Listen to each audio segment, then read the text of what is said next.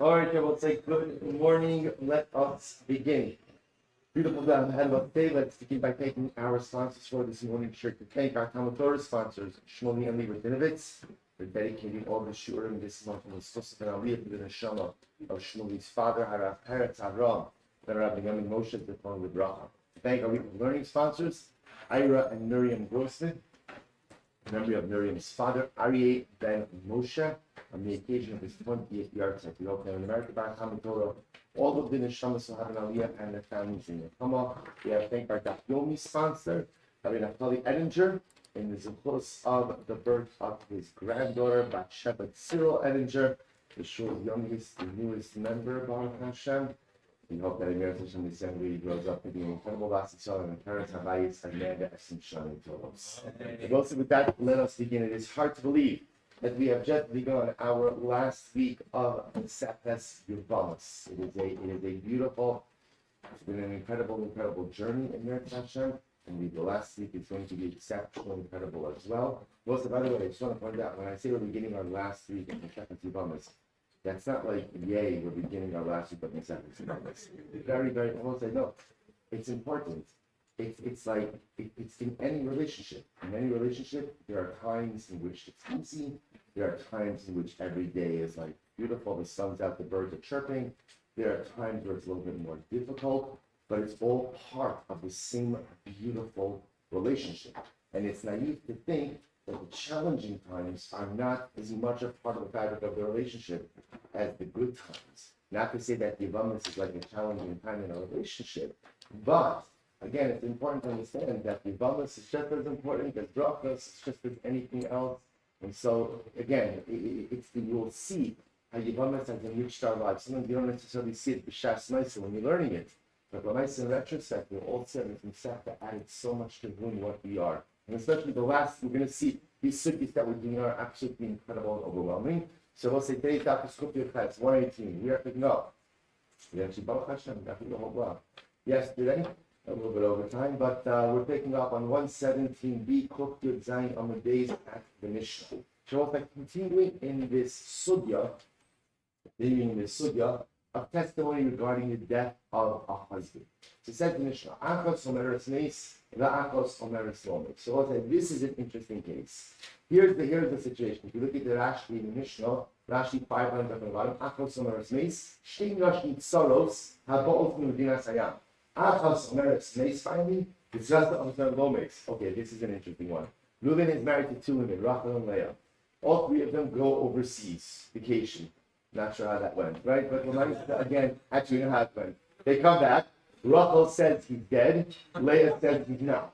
Right? So clearly it didn't go well, right? But the Ma'aseh, this is a fascinating case. See here, you have the co-wives contradicting each other. Rachel says he's dead. Leah says he's not. So what's that law? Zusha omeres meistina said the didok subasa.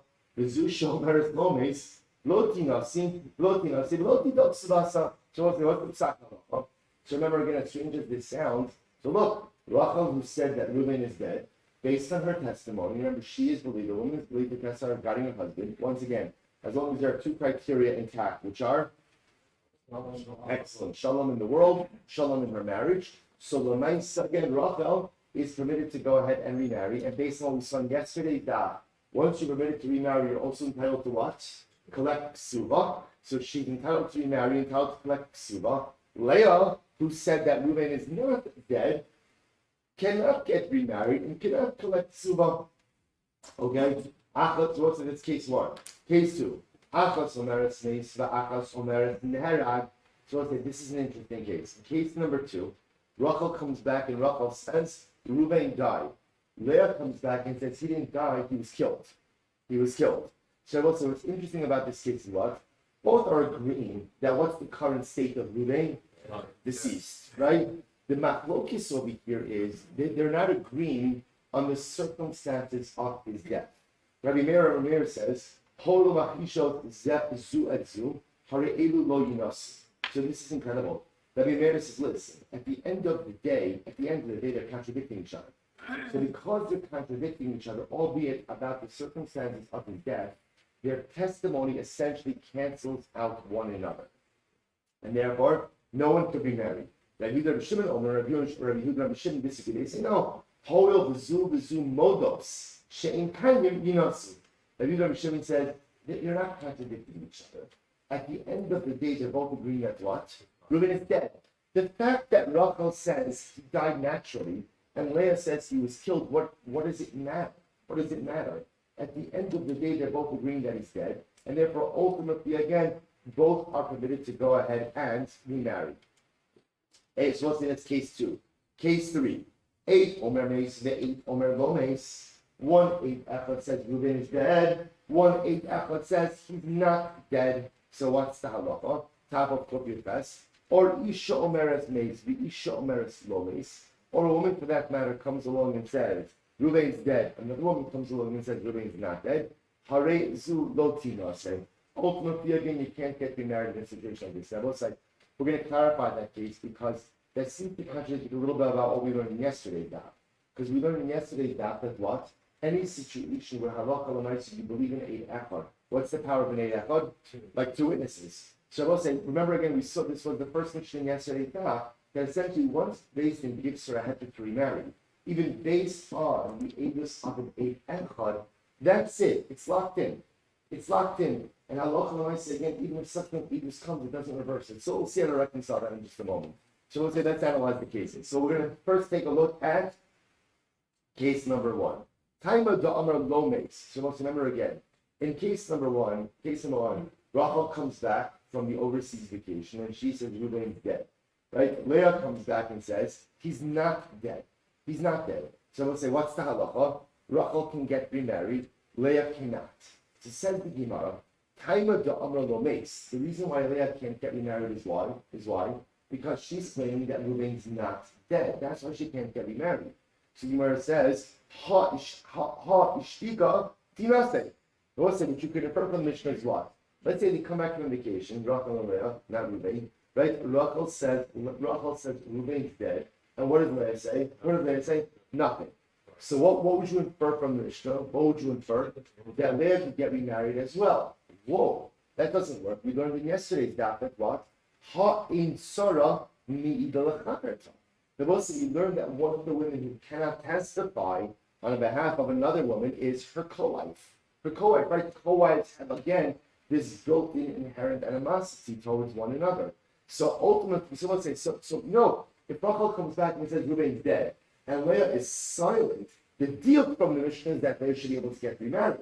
But we learned yesterday that would not work. To which the answer was incredible. Lo meis is strichale. Now I'll tell you the novelty. It's fascinating. See, I would have thought like this. Rachel comes back and says, Reuben died. Leah says he didn't die. So the Gemara says, here's the halamina, how I would have interpreted Leah's words. Sagadai tamina hamais. In reality, I would say, Rachel's right. Reuben is dead. So if Reuben is dead, why is Leah saying he's not dead? So the Gemara says, "V'hadu ka'amar lo meis l'kilkula l'tzara kidim achavna." But we'll say, why is Leah saying that Reuben's not dead? Because she wants to give a shtar to Rachel. She doesn't want Rachel to be able to get remarried. Ayabosai, if Rachel can't get remarried, then who else can't get remarried? Leah. But we'll say, listen to this. The Thomas nafsha in plishtim ka'amra. They will say this is an incredible expression. Thomas nafshi in plishtim, they will say it was a phrase said by Shimshon. We know the story of Shimshon, right? Shimshon was one of the Shoftim of Klal Yisrael. Shimshon at the end of his life is captured by the Plishtim and is blinded by the Plishtim. And the Plishtim made sport with him, right? He was fighting in the Philistine Coliseum. Shimshon's last act is, he said to HaKadosh Baruch Hu, give me strength to push down the pillars of the Philistine Coliseum and bring down the Coliseum upon everyone. Even though that would mean what? Shimshon would die as well. There's an expression of Thomas Nafshi in Plishtim. So I will say the way the Gemara often uses that is that sometimes people are willing to hurt themselves if it means that they have the ability to hurt someone else. In other words, sometimes I despise someone so much that if I can go ahead and harm them, even though the roof's going to come down on me as well, I'm willing to do that. So the Gemara says something wild. The Gemara says when Rachel shows up and says Reuben is dead, and Leah says, no, he's not. No, he's not. Maybe what's really happening over here is like this. Reuben is really dead. So why is Leah contradicting Rachel? Why? Because she wants to give it to Rachel. But she's giving it to herself as well. She's going to be compromised as well. Sometimes, again, a person is willing to do something actively detrimental to themselves if it allows them to turn on. Say, by the way, it sounds crazy. It sounds crazy, but it happens all the time.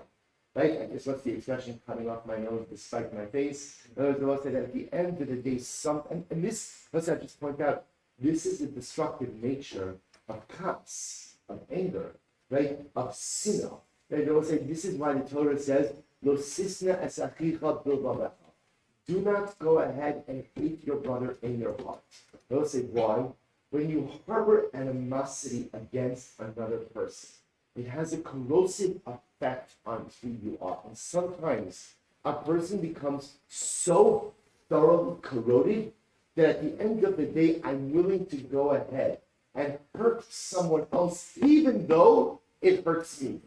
Let's just hand out jackets. I have like PTSD from yesterday. Just leave it. Right? So at the end of the day, I would say that's the Torah says. If you hold animosity in your heart, it makes you do the craziest of things. So the Havamina is over here that Leah really feels that what? Leah really knows that Reuben is dead, but Lamaisa should rather go down with the ship. And therefore, we'll say what? And therefore, Kamash Malon, we'll say, so Kamash Malon, that's not how we interpret it. And I will say to the point that even if Leah were to later on explain, I didn't really mean that Reuben was alive, I was just trying to give a shtach to Rachel, we don't believe her. So therefore, I will say, Halakha Lamaisa. And we don't interpret Leah's words any differently than the way she's saying them. We interpret it ultimately, again, as two different accounts of what's happening to Reuben. So Rachel could move forward based on her testimony, and Leah cannot move forward based on her testimony. Incredible. Achas Omeres Meis. Shabbos says, remember again, that's case number one. So case number one is Rachel says Reuben is dead. Leah says no, he's not. Rachel could remarry and get her ksuba. Leah cannot. Case two, Rabosai. What was case two? Case two was Achas Omeres Meis, the Achas Omeres Neher. Rachel says Reuben's dead. Leah says he was killed. He was killed. So in this case, both agreeing that Halakha Lamaisa, Reuben's dead. They're just contradicting. They just have different accounts as to how it occurred. So ultimately, you're going to say what happens. Rabbi Meir said they're contradicting each other. So because they're contradicting each other, ultimately, again, neither can remarry. Rabbi Shimon say Halakha Lamaisa. No, they're not contradicting each other. They're both agreeing he's dead. They can both remarry. So ask the Gemara, I don't say the little very neighbor Aisha. Why doesn't the Meir argue in the first case? In other words, in case number one, they're also contradicting each other. Right? They don't say what's case number one? What's case number one? Rachel says Reuben's dead. Shimon says, no, he's not. So Rabbi Meir, they're arguing case number one. Right? Rabbi Meir, if you're worried about people contradicting each other, we'll say Rabbi Meir's position is when the co-wives contradict each other, what happens? Effectively, what happens? They cancel each other out. So why is Rabbi Meir silent in case number one, only commenting on case number two? To which the Gemara says, the machlokes shnuya, the Rabbi Huda, Rabbi Shimoni. You're right. In reality, the entire discussion, she said the machlokes shnuya, the machlokes achrona afi shona shnuya. You're right. It's the same machlokes. Same way that Rabbi Meir argues on case number two. Rabbi Meir also argues on case number one. Rabbi Huda, Rabbi Shimoni, Rabbi Yochanan, Amar Afilu Tim, Rabbi Meir. Maybe not. So we'll say the first opinion is Rabbi Meir will even disagree on case number one. Second approach is Rabbi Yochanan said no. Afilu Tim, Rabbi Meir. It could even be that Rabbi Meir would even agree on case number one. Why? So V'ha Rabbi Meir Moda the whole Gelo Meis the Edus Isha Lav HaChashim. So let's say this is very interesting. Rabbi Meir holds that Allah L'maisa, if a woman number one comes along and says Reuben is dead, and then woman number two, co-wife number two says he's not dead, Rabbi Meir says that's not called a contradiction. Why is that not called a contradiction, Rabbi Hossein? Because Rashi says this goes back to yesterday's daf, because once we accept the testimony of wife number one, then what? Then what? She's locked in. She's locked in. The Gemara says, Tnan, eight omer meis, the 8 omer lo meis, Isha omeres meis, the Isha omeres lo meis, Hare zolo tinase. I have Rabbi, what do you do with the last part of the Mishnah? The last part of the Mishnah says, if one woman says he died, one woman says he didn't die, eight echad says he died, eight echad says he didn't die, what's that lacha? Again, they do contradict each other. Fish, some of Rabbi Lazar, some of Rabbi Meir. According to Rabbi Lazar, this makes sense. Rabbi Meir holds, even in the first case, that they're contradicting each other. Elo Rabbi Yochanan kasha. According to Rabbi Yochanan, it's going to be a kasha. Indeed, it's kasha. So I both said. So what happened in this case? By the way, it's very important because we are left off a little bit of a contradiction. When you have 2 8 apples, right, or 2 co-wives, whoever they are, contradicting each other about what happened to the husband. So I was saying, what is the net effect? Remember again, based on yesterday's daf, if we have 2 8 echos contradicting each other, what's the halacha? Based on yesterday's daf, what would you say? Once we believe the first 8 echad, it sounds like the second 8 echad is not believed. Yet from our Mishnah over here, it sounds like what? If 2 8 echads contradict each other, they cancel each other out. So we'll say this is incredible. The Girsan Rambam, I'll quote this to you. The Girsan Rambam, I think, clarifies this whole thing. The Rambam, commenting on our Mishnah, says, Bo shnehem ke'echad. Ke'echad. So both say the Rambam makes the following thing. If 2 people show up at Beis Din, 2 8 echads, or for that matter, 2 co-wives show up in Beis Din, and at the same time give their testimony. Rachel says he's dead. Leah says he's not dead. And they're testifying at the same time. That's when they cancel each other out. And by the way, the effect of canceling each other out is what? What?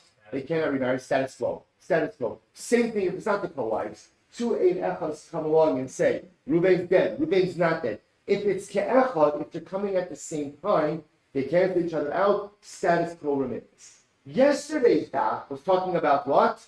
B'zeh achar zeh. Oh, b'zeh achar zeh. Eilach shows up in Beis Din. Reuben's dead. Beis Din paskins. Rachel, you can get remarried. Here's your ksuba. And then sometime afterwards, a second 8 echad comes. That's when we don't listen to the testimony of the second 8 echad. So I will say fascinating. Ke'echad, they'll cancel each other out. B'zeh achar zeh. Once the first 8 echad is locked in, second 8 echad is locked out. Incredible. Mishnah, Ha'isha shal v'hiyu bailam dinasayam. Shabbat, it is getting a little chilly. Let's see what says. Ha'isha shal shouldn't complain. But good. Ha'isha shal v'hiyu bailam dinasayam. So let's see what happens. A woman goes overseas with her husband. They must say, watch this case. These are really, really fascinating cases. A woman goes overseas together with her husband. Okay. She comes back from vacation. Meis ba'ali. My husband died. Okay. So we'll say simple, straightforward case. Tina say, Betito ksubasa, vitsara sa'asila. So we'll say, so this is a case. Remember again, Rachel and Leah are married to Reuben, right? What happens? Rachel goes overseas with Reuben. She comes back. She says Reuben died. So what's the halacha? She is permitted to go ahead and remarry, collect her ksuba, but of course her co-wife is not. Because remember again, Rachel's testimony is only believed for herself, not believed for her co-wife. Okay. Therefore, we'll say so. Now let's analyze it this moment. So we'll say that's not a kaddish. We know that. What's our question now? So what is the status of the co-wife? So therefore, Rachel is permitted to get married and collect her ksuba because she's believed about her own testimony. Her testimony does not work for Leah, her co-wife. So we'll say, now watch this. We'll say, let's say for argument's sake, Reuben was a Kohen. So now again, we'll say, and let's say Leah, the co-wife, was a Bas Yisrael, married a Kohen, which means as a result of her marriage to Reuben, she's permitted to eat what? Truma. So we'll say, what's that? So what's Rabbi Tarfon says, look, you're right. So therefore, it's true. Leah can't get remarried on the basis of Rachel's testimony. So what's Leah's status? She's still married, which means what? She's Truma. She is, in other words, even if we say she's the widow of a Kohen, that's fine. She continues to teach Truma. I will say, watch this. Rabbi Akiva says no. Ein derech zeh motzias min de'avera. Rabbi Akiva says, here's the problem. I'll say, literally translated, this approach does not remove her from possible avera. Ad shetei asur linosei v'asura le'echol b'shuma. So also Rabbi Akiva says something amazing. Rabbi Akiva says, here's the problem. When Rachel comes back and says that Reuben died, and therefore based on that we're going to say that what? Rachel could get remarried, collect her ksuba. What's Leah's status? Status quo. Rabbi Akiva says, but come on. You can't totally ignore the fact that Rachel testified that Reuben is dead, right? And even got remarried, collected a ksuba. So even though we're not going to allow Leah to get remarried, so Leah can't get remarried, but we also can't allow Leah to what? Be Truma. Because the concern is, if Rachel's right, or maybe even, right? So in other words, the idea over here is because we don't know what really happened to Reuben, we can't allow Leah to continue to eat Truma. Now, I both said, this is actually very interesting. If you take a look at Rashi says over here, actually, no, not yet. We'll see in the run-up. So let's go back. So both say, this part of Rabbi Akiva is actually a little bit interesting because the truth is, no matter what happened to Reuben, so Leah should technically be permitted to go ahead. Well, actually, I take that back. We'll see, because if Reuben's really dead and Leah's a Bas Yisrael, then at the end of the day, her ability to eat Truma really runs out. Let's see, let's go back there. So the Gemara says as follows. Amra meis baili, v'achar meis chami. So we'll say another case, very interesting case as well. So Rachel goes overseas with her husband, Reuben, and her father-in-law, Yaakov. Okay? So now she comes back.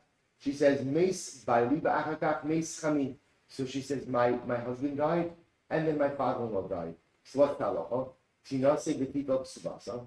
Ultimately, again, she has the ability to what? She gets remarried, collects her ksuba. What about her mother-in-law? Mother-in-law, the chamosa asura. Her mother-in-law is not permitted to get remarried. Now, again, remember why is that? Because you saw yesterday, a daughter-in-law is not believed to testify regarding her mother-in-law. This is one of these innate relationships where there is animosity.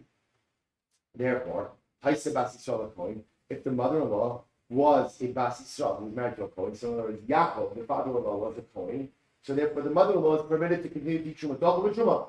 Dear Rabbi Tarfon. So we'll say, once Rabbi Tarfon says, okay, her status is that she's a married woman, and therefore, again, because she's a married woman, she can continue to teach Truma. Rabbi Akiva says, no. Rabbi Akiva says, no. At the end of the day, her status is in doubt, and therefore what? Akiva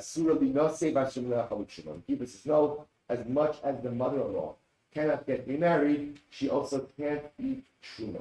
You see, we go ahead. Rabbi Akiva essentially says, you have to cover your bases. As much as we're not going to believe the testimony of a co-wife or of a daughter-in-law to allow the co-wife or the mother-in-law to get remarried, you have to take it into account enough to prevent her from further eating Truma. Okay, so we'll say, let's analyze the truth.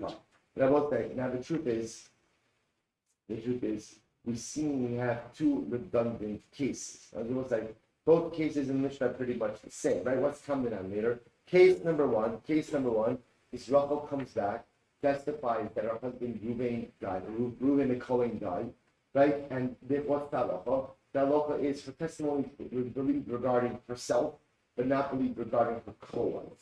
Therefore, she can get remarried, take collective ksuba, but her co-wife cannot. Rabbi Tarfon says, therefore, again, halacha l'maisa, her co-wife continues as a regular married woman, meaning she could continue to teach Truma. Rabbi Akiva said no. She can't get remarried, but she also can't continue to teach Truma. Case number two, Rachel goes overseas with her husband, her father-in-law, comes back and says they both died. What's the halacha? Rachel can get remarried, collect her Truma, but her mother-in-law cannot. And Rabbi Tarfon says the mother-in-law can continue to teach Truma. Rabbi Akiva says no, she can't. So what's that? It's the same case. To which the Gemara says, why in both cases? I'll tell you why. If it would have just said the first case, so they will say, I would have said that perhaps again Rachel is not believed. Why? Because there is a physical deprivation she suffered because of her co-wife Leah. They have to share the same husband. So that physically affects Rachel. That's why again she's totally not believed in this case. They will say ultimately again, halakha l'maisa, in the case of a mother-in-law, how much harm could a mother-in-law do to a daughter-in-law? Right? They will say at most, what type of harm is it? Verbal harm. Verbal harm. Maybe in that case, ultimately you're going to be Akiva argue. I'm sorry, Rabbi Akiva. The itmar baha, we'll just say the first case. Baha kar Rabbi Akiva, ava baha imodei Rabbi Tarfon. Therefore, tziva. There wasn't in both cases. Rabbi Shmuel, halacha Rabbi Tarfon. That who this is name of Shmuel, that the halacha follows Rabbi Tarfon, which means what I will say. Rabbi Tarfon holds that whenever a woman is not believed regarding another woman, whether it's her tzara or her co-wife, the co-wife and the mother-in-law remain in their total marital state, which means that halach l'maisa, if they're married to a kohen, they can even what? Continue to eat truma. So the Gemara says, Rabbi, Afan Anavi Tanino, Nita mi ben, the Medina will say that's our next Mishnah. We're going to see that halach l'maisa. Halach l'maisa, if a woman goes overseas and she left town without children, and she claims she had children. Therefore, after she said, then she claimed my son died, and then my husband. I will see this in the next Mishnah. She's believed. Where she claims my husband died, and then my son died, and therefore she's now subject to Yibum. She is not believed. But we're choshish for her words, which we make her do chalitza and not do Yibum. So the Gemara says,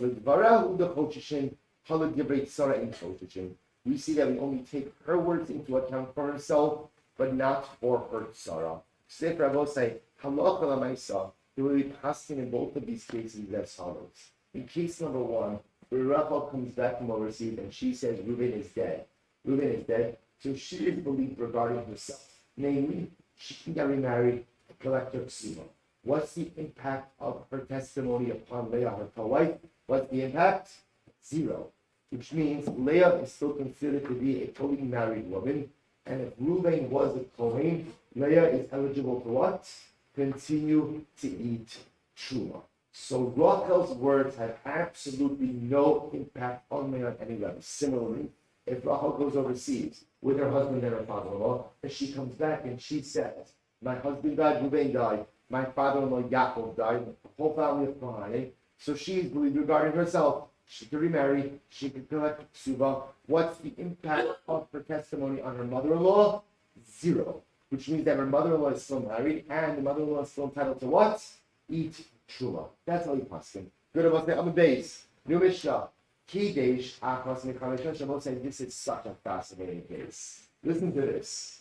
A man was in the Kadesh, one of 5 women. The Ein Yodea Ezo Kidesh. You're not supposed to say, don't drink at the chassid's fish, right? It's a good idea. Don't drink at the chassid's fish, right? See, he went ahead and he did kiddushin with one woman, but he's not sure which one. Now what happens? So but here's the good news. We've narrowed it down to 5, right? So we'll say, so it's one of 5 women. So what's the halacha? So we'll say, so here's the problem. So that's okay. Maybe you say that by itself is a problem. The problem is compounded. Why? Here's how I say. All 5 are claiming, right, that they are the one. Right? So now it's problem. So we know it's one of these 5, right? You don't know which one, and each woman is claiming I'm the one. All right. Similarly, so we'll say, so what do you do? So what do you do in this case? What do you do? Go overseas, right? That's what you do, right? Go overseas. So the Gemara says, no, you have to rectify the situation. No sin get l'chalachas. Okay, you give it yet to each woman. So I'll say, here's the shadow. What do you do with ksuba? Watch this. So the first thing, Rabbi Tarfon says, Umaniach ksuba achas b'neyen u'mistalik. What do? You drop a bag of ksuba money in the middle and run. Run. Good. But Mr. Give Rabbi careful. Rabbi Kiva says no. No. Over Ainzu Derech Motzi De'avera. Ad she can get Uksuba L'chol Achaz V'achaz. Rabbi Kiva says no. That's not the right derech. Right there is just like you give a get to each of these women, you give each of them a ksuba as well. You each them a ksuba as well. They're both saying, now the truth is, Rabbi Akiva is almost saying like that this is the correct, even if you look at his lashon, in derech zu motzi midei avera. If you want, what's the path that removes you from wrongdoing? Pay each of them. Both say, if you think about this, just in a simple Dinei Mamonos. They both say again, Dinei Mamonos 101 said that what? When there is Mamon Amuta B'Safek, right, when you're ultimately, again, you're not sure about money, remember, the obligation always rests upon who? The extractor. Hamotz Mechaver Allah Halal. So it's no different in this case over here. All 5 women are claiming that they're the wife. Okay, prove it. So you give each of them a get, When it comes to monetary compensation, Rabbi Kaplan really seems to be the correct approach. With the bag of money there, and look, the truth is, I'm paying a ksuba. Who is entitled to this? You guys figure it out. Tumor goes by there. So, because they know again, the any of them me'is and goes. What's that saying? I stole from someone. I know that it's one of 5 people. I don't know which one. I don't know who is the affected party. Who is the victim? Who's the victimized party? Everyone's claiming that what? They're the victim. So what's the halacha? Maniach Isela Be'en Nistalek. And the Tarafin says, put the stolen object in the middle and run. In other words, I have to return the stolen object.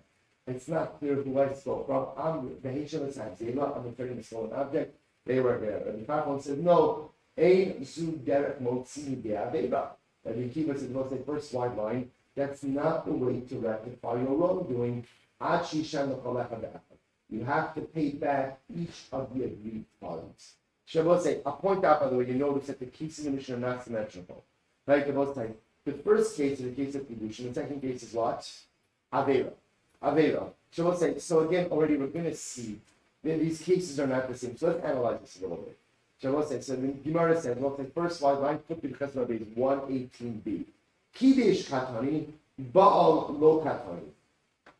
Gozel Katani, Lokach Lo Katani. So I will say, this is interesting. The first case in the Mishnah is Kiddush. And I will say, the Pashtos Kiddush means what? How did you affect Kiddushin? Money. As opposed to a case of Baal, where you affected Kiddushin through Bia. I will say, we know, right? Kiddushin, Beis, and Dalit. There are 3 ways to affect Kiddushin. Kesef, Shtar, and Bia. Money, a document, and relations. And I will say, Chazal did not want people affecting Kiddushin with Bia. In fact, to do Kiddushin with Bia is an Isser D'Rabbanan. So I will say, it's interesting to note over here as follows. The Lashon of the Mishnah is Kiddush. Right? So Kiddush sounds like he's affecting Kiddushin with money. Baal Lo Katani. Similar to look at the second Mishnah. Gozel Katani. The Mishnah set it up as a case of theft. Lakach Lo Katani. So we'll say Lakach means what? So Gezel means theft as opposed to what? A case of a purchase. In other words, they will say, you could have set up the second definition as what? I bought an item from someone, I didn't get paid. Right? But now, I don't know who I bought it from. It's one of 5 people. Each of the 5 people say what? You bought it, you owe me the money. It doesn't say that. Instead, it says the case of Gezel. So watch this. Money matzis. Most of the Lujibin is in short fact. So the Gemara says, Lo Tanakam, Lo Rabbi Shimon Elazar. It's not the Tanakam, Rabbi Shimon Elazar. Why not? What's the difference? The Sanya, Rabbi Shimon Elazar Omer, this is fascinating. Lo nechluku Rabbi Kafan Rabbi Akiva Asher, Kiddush Achas Mekamesh Nashim. Ve'emi Yodea is a Kiddush. So let's say Rabbi Kafan Rabbi Akiva don't disagree in the following case. Where a man was in a Kaddish woman. What's in a Kaddish with what? With what? What? Kesef. So in the case where a man was in a Kaddish woman, one of 5 women, and he doesn't know who he was in the Kaddish, Shemaniah Ksuva B'neihen U'Mistavi. Then ultimately, I will say, what does he do? He places the ksuba in front of them. And ultimately, what could he do? He leaves. He walks away. So we'll say, we'll say, now here it's interesting. According to from Shimon Elazar. Feels like this. Rabbi Kama and Rabbi Akiva both agree. In a non-Aveira case, like a case, you're a Mekadesh woman with money, and you don't know who you are Mekadesh. So we'll say, what do you have to do? In terms of a get, you have to give a get to each of them. When it comes to ksuba, what do you have to do? What do you have to do? Just place one bag of ksuba money in the middle and walk away. Amal Machluku. Where's the Machlokes of the Rabbi Kafo? Al Shabbat. Oh, the Machlokes of the Rabbi Kafo will say where? In a case of Avela, where a man was Mekadesh Rabiyah and he doesn't know which one it was. Rabbi Kafo says, Maniach Ksuba B'nei Mistali. In that case, Rabbi Kafo says, all you have to do is leave one bag of money in the middle and walk away. Rabbi Kiva Omer Achi Shalim B'chol Achas Za'achas. Rabbi Kiva says, no, you did something wrong. We're going to penalize you. How are we going to penalize you? You did Kiddushin Rabiyah. You're going to have to pay a ksuba to each of these women.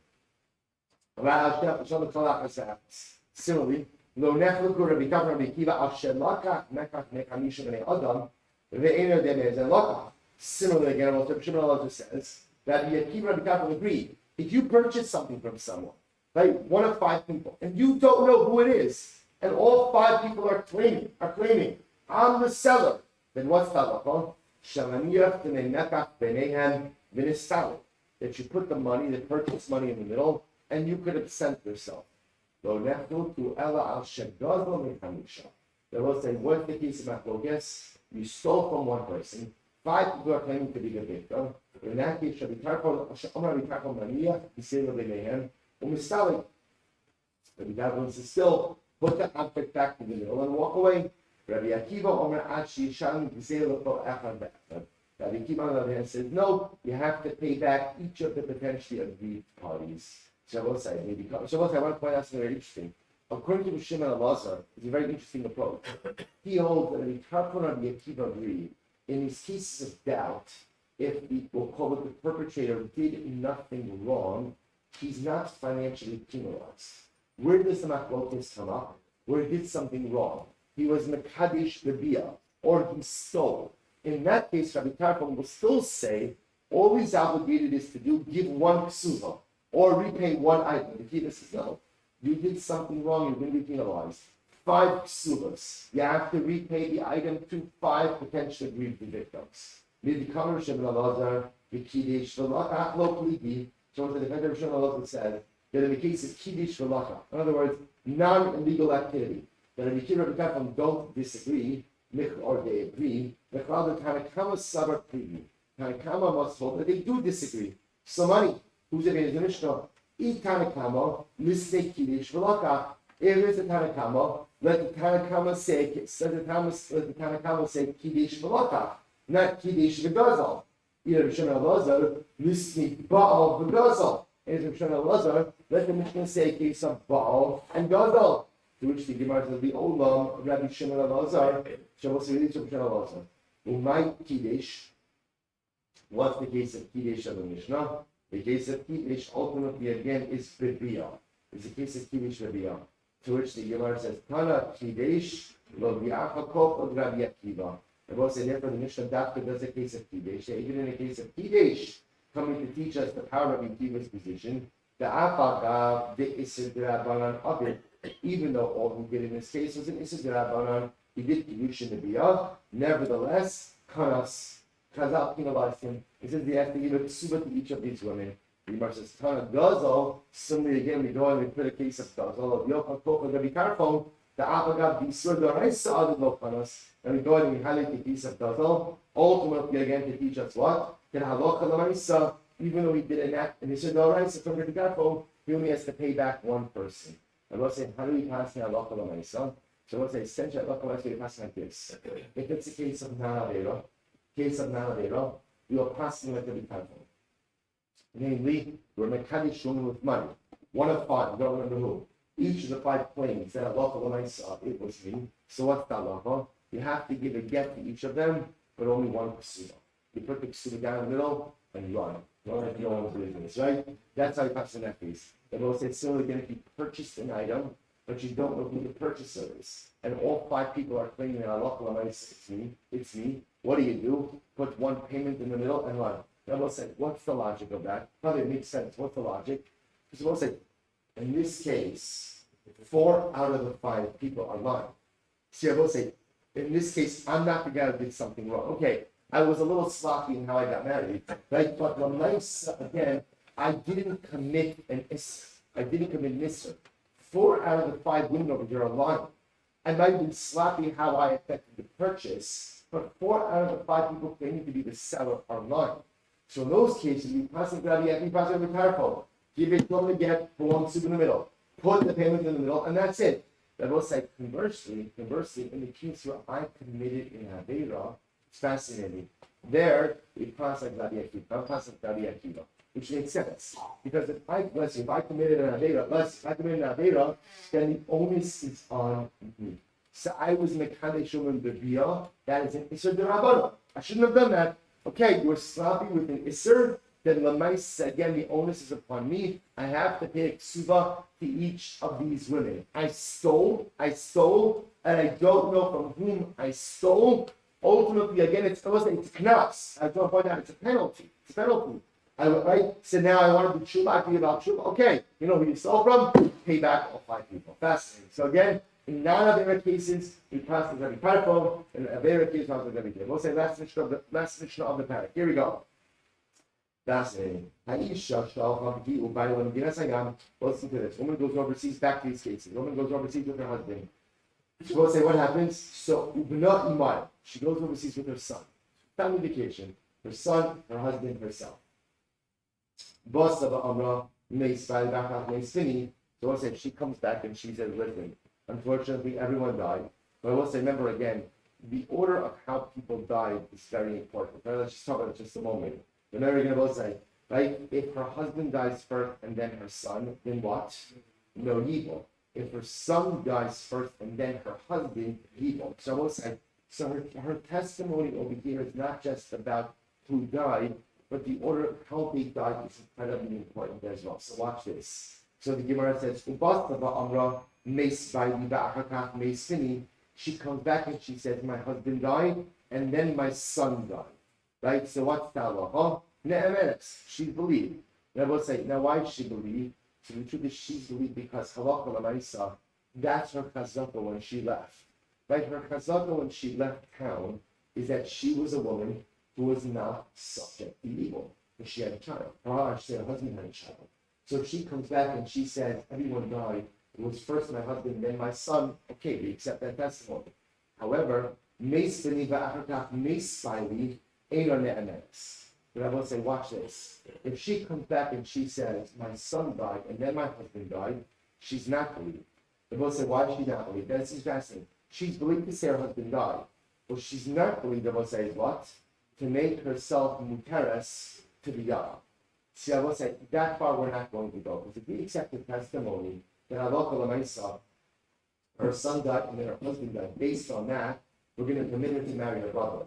So I will say, so remember again, when it comes to our testimony, we're willing to let her get remarried. We're willing to let her get remarried. But apparently allowing her to go ahead and be makir and erba, that we're not ready to do. However, the chol shishim l'dvarah.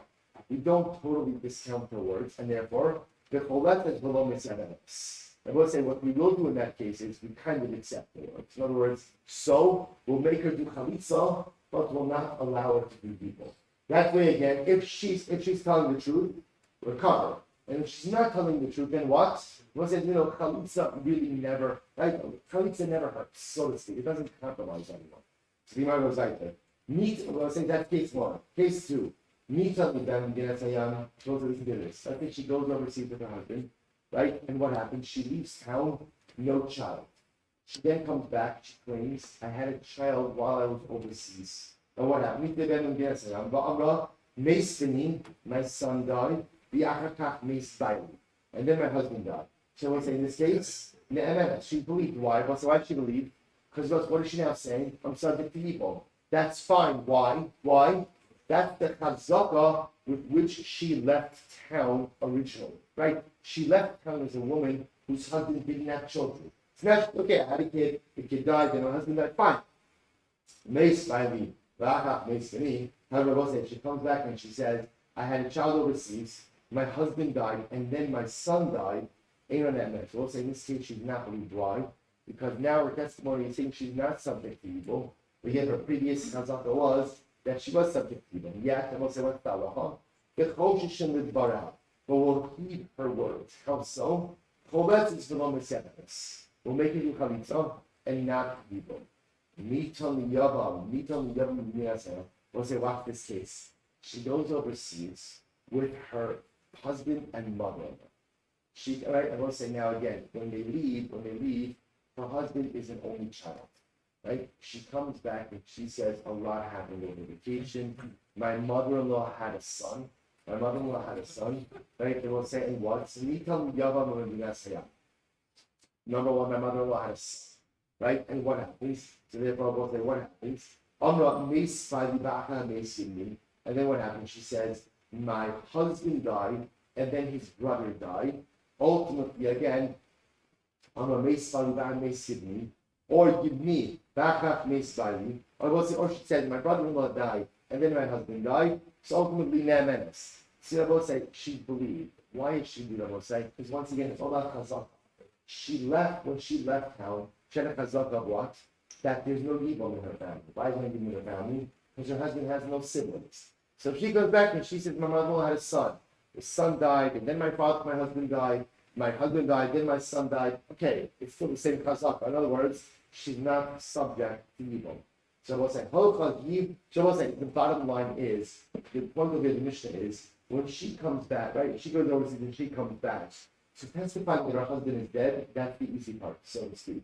Right? Lamaisa, all of these other pieces, if these other pieces fit into the chazaka that she had when she left town, we'll believe her.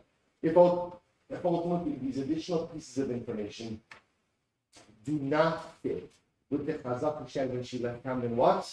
We will not believe her, but we'll be choshish for her words. Last case I will say. I'm taking the last case. Listen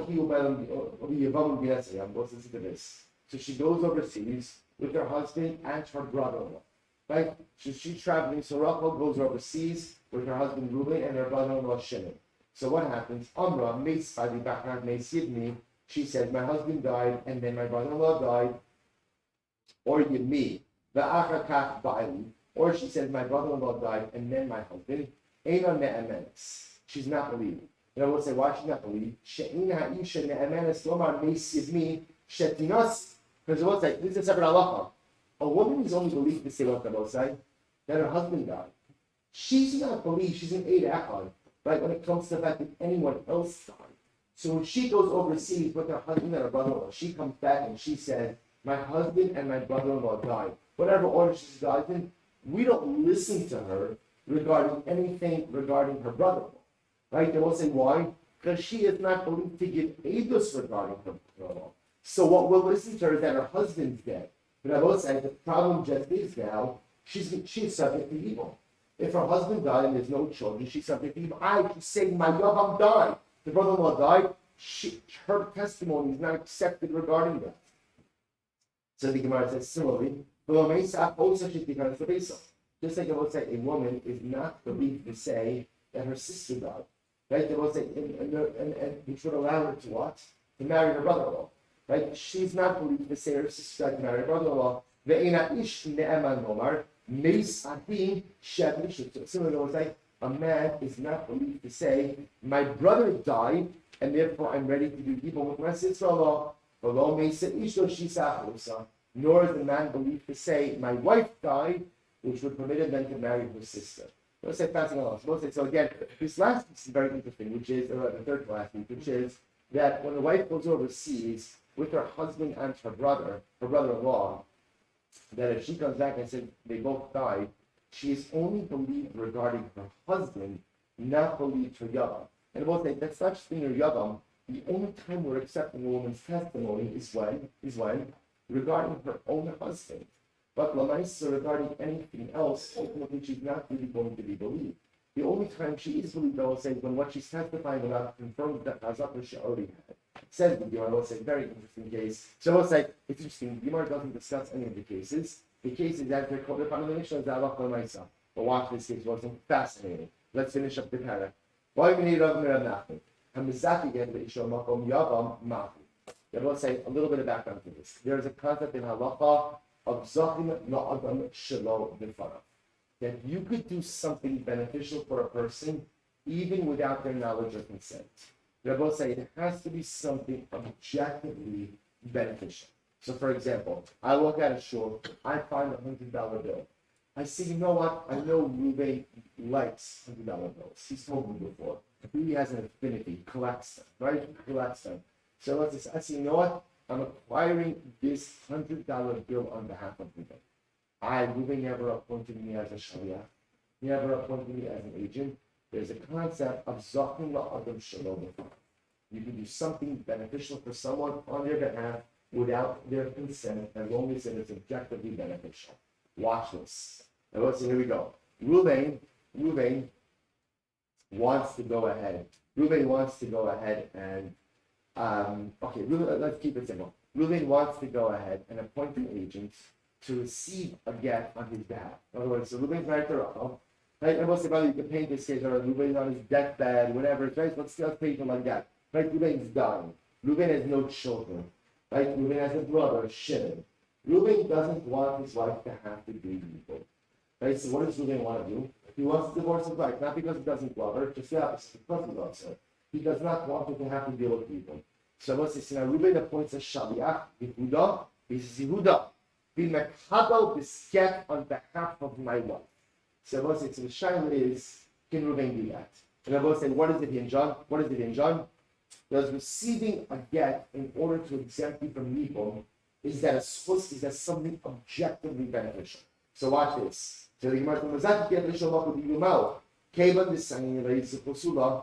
we say that since potentially Rachel really doesn't like her brother, or I will say that Sanya literally means despises. I will say what it means is in general, Yevamos is complicated. Yevamos is really complicated because suddenly you're thrust into a marital relationship with someone with whom you're related to, someone who perhaps you have a long history with. So do we say that at the end of the day, it's in the best interest of the woman not to be in a Yevamos scenario? Therefore, the Zachal and the Shalbafana, Odama, therefore we're saying it's splits. Therefore, it's an objective benefit. She might really not like her brother-in-law, and therefore, Allah Lamaisa, giving her a get to exempt her from Yevamos was a real success. Odama, the other possibility is, Kevan Gizin in Gerach Malay, Chofula, Ve'in Chavan La'adam Shalbafana. Or conversely, we could say, no. And we'll say maybe there are times where Rachel likes her brother-in-law. Or we'll say it's hard to tell. Sometimes Yevamos is a bracha, right? And sometimes Yevamos is a klala. So sometimes you can really hate her brother-in-law. Sometimes you can have very warm feelings for her brother-in-law. And Yevamos can be a true blessing. So what should you do? And we learn this. So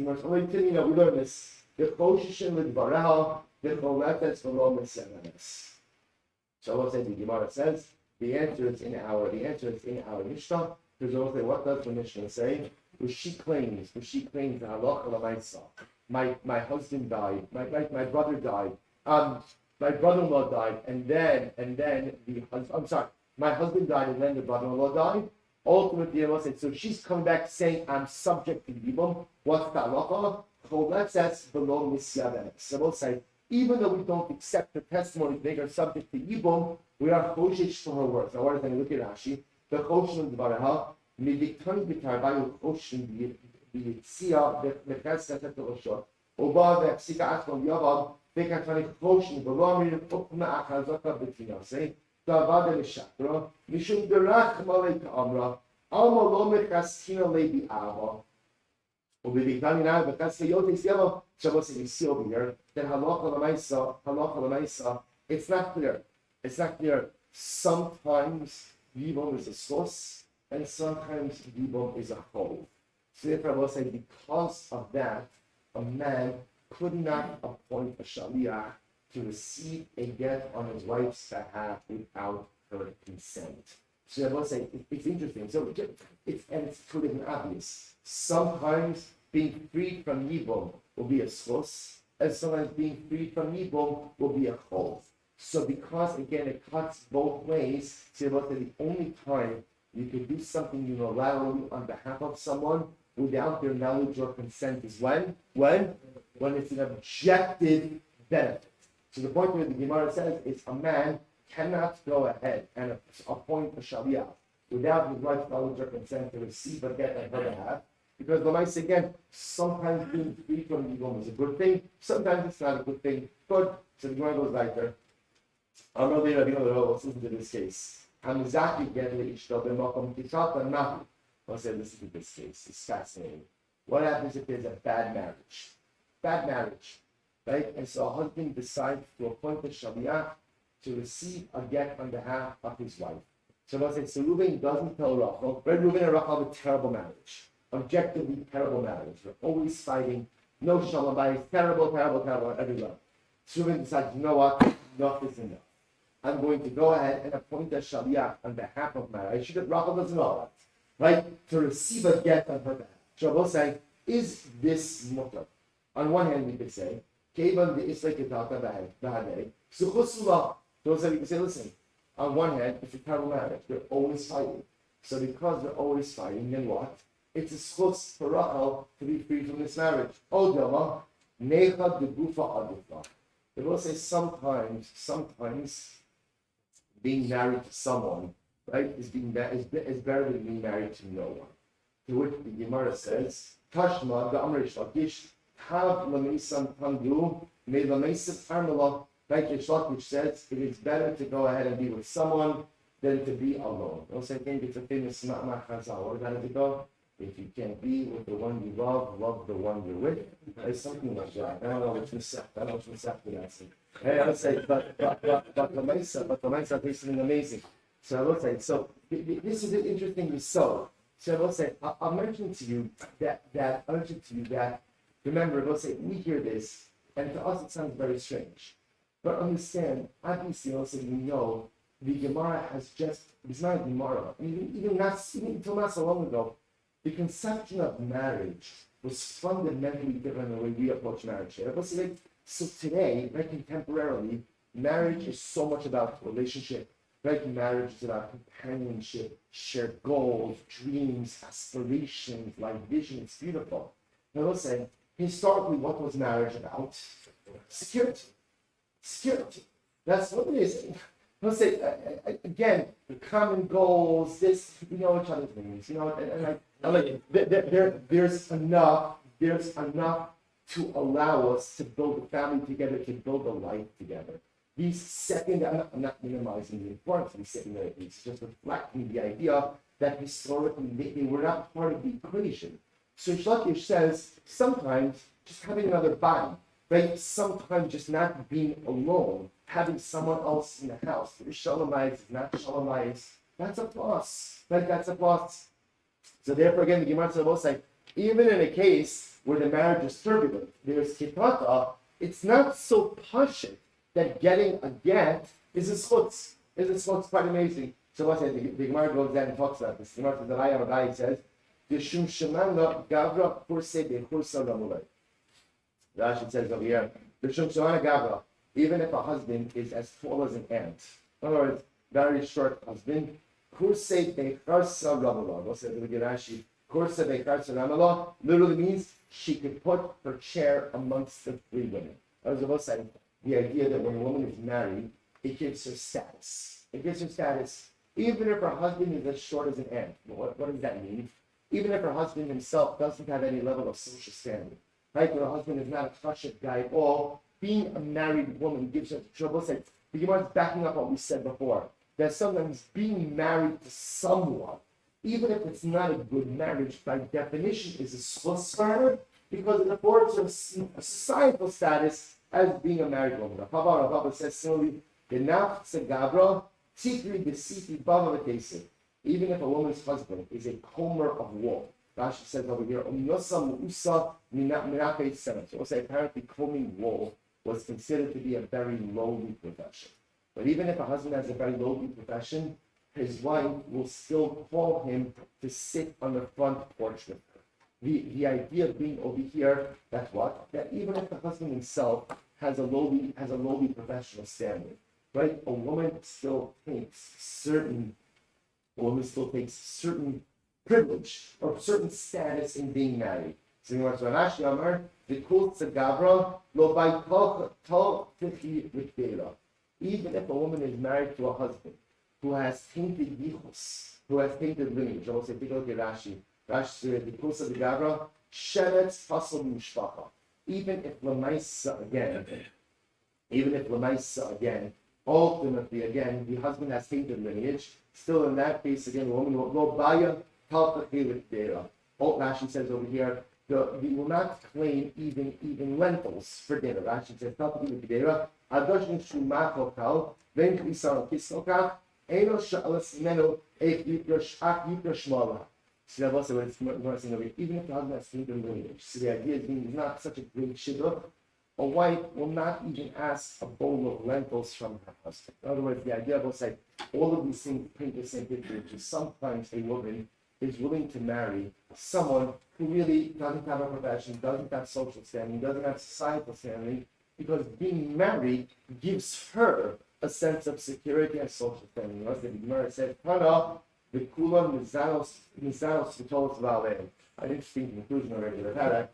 But sometimes, unfortunately, again, the reason why sometimes people can enter into these kind of marriages is why? Because halakha l'maisa, marriage kind of gives them the cover to engage in illicit relationships. The idea being that, again, also sometimes when ultimately, again, there's nothing to the marriage. I just want to point out because there's an incredible Musa Haskell in this. Sometimes when there's nothing in the marriage but a status of being married, people look for fulfillment in other ways. So let's have an incredible bite. The parsha looks like Parsha Sota. It's very interesting that the Torah juxtaposes two sections. The Torah talks about an individual who does not go ahead and give shumas and nisus. And right after that, ultimately what? Torah speaks about the section of Sota. So Rashi, after he says something very interesting, Rashi says, if you don't bring Chumas and Nisus, in other words, if you don't show up to the base of English to see the Kohen bring your Chumas and Nisus, I'm going to find a way to bring you to the Kohen. You're going to come to see the Kohen when you bring your wife because she's a suspected Sota. I will say, what's the pshat? What's the pshat? So the Rashi is saying something amazing. So I will say, what kind of guy doesn't go ahead and give Chumas and Nisus? Let's take it out. What kind of guy doesn't give Chumas and Nisus? Someone who is stingy. Now let's say, if you're stingy with your money, chances are you're stingy with your emotions as well. And if you're not a sharing person with Kamala Levian, it's quite possible that you're not a sharing person with your life as well. And I will say, if a man is not willing to share up his resources and up his emotions with his wife, it is only a matter of time until she seeks that fulfillment elsewhere. Doesn't condone her actions at all. But where there is not fulfillment in a marriage, by definition, people seek out fulfillment in all kinds of ways. So I will say, the Gemara is something amazing. As much as the woman would rather remain married, because halakha l'maisa marriage affords her some level of status, just know that if all the marriage gives her is status, unfortunately, the other pieces of marriage, the fulfillment of marriage, the emotions of marriage, the intimacy of marriage, will be sought out elsewhere. To begin the last part of the second Yevamos.